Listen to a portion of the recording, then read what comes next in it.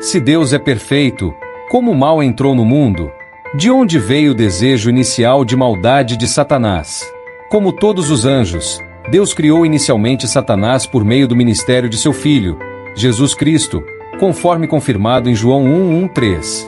No começo, aquele que é a palavra já existia. Ele estava com Deus e era Deus.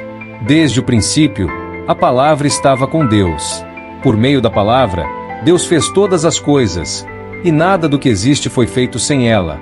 Todas as criaturas devem sua existência a Deus, e nada foi criado sem ele. O importante a destacar é que todas as criações de Deus eram perfeitas, inclusive Lúcifer, que mais tarde se tornaria Satanás. Assim como a humanidade, e até mesmo alguns anjos caíram, Satanás também. A queda de Satanás da graça é verdadeiramente notável. Para entender isso, vejamos como o profeta Isaías falou sobre a origem e a queda de Satanás.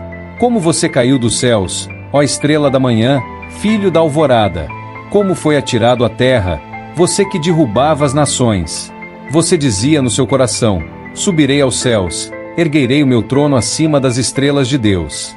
Eu me assentarei no monte da Assembleia, no ponto mais elevado do Monte Santo. Subirei mais alto que as mais altas nuvens. Serei como o Altíssimo. Mas às profundezas do Sheol você será levado. Irá ao fundo do abismo. Isaías 14:12-15. Ezequiel pinta uma imagem ainda mais surpreendente do estado original de Satanás. Você estava no Éden, jardim de Deus. De toda pedra preciosa você era coberto: sardônica, topázio, diamante, turquesa, ônix, jaspe, safira, carbúnculo, esmeralda e ouro. Seus tambores e pífaros foram preparados no dia em que você foi criado. Você era o querubim ungido para proteger, e eu o estabeleci. Você permanecia no Monte Santo de Deus, andando entre as pedras brilhantes. Perfeito eras nos teus caminhos desde o dia em que foi criado, até que se achou iniquidade em ti. Na multiplicação do teu comércio, encheram o teu interior de violência, e você pecou. Por isso, te lancei profanado do monte de Deus e te fiz perecer. Ezequiel 28:13-16. Satanás também convenceu uma parte dos anjos a se juntarem a ele contra Deus. Estima-se que 1/3 dos anjos seguiram Satanás em sua rebelião.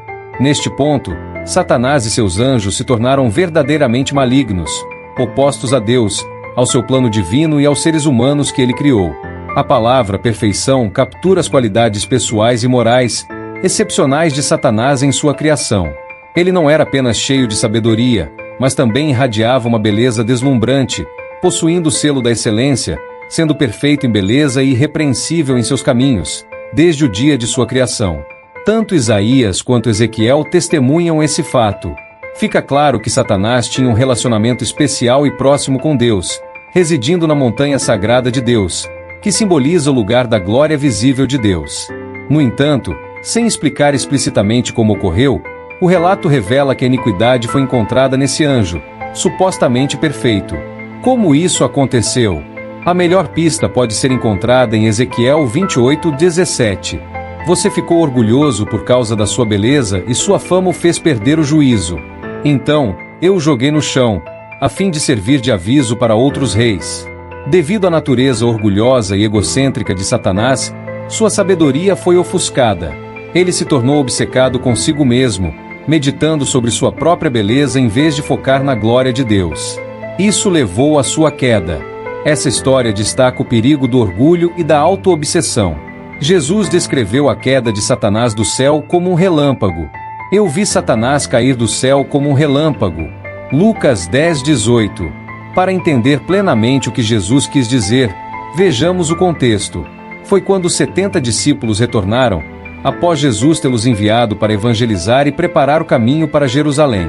Ao voltarem, estavam cheios de alegria e, talvez, de orgulho pessoal. Eles relataram a Jesus: Senhor, até os demônios se sujeitam a nós em teu nome. Foi então que Jesus os advertiu contra o orgulho, dizendo: Eu vi Satanás cair do céu como um relâmpago. Jesus estava alertando contra o orgulho excessivo, indicando que o prazer com sua autoridade sobre os demônios não deveria levá-los ao orgulho. O orgulho é um pecado que pode levar a outros pecados.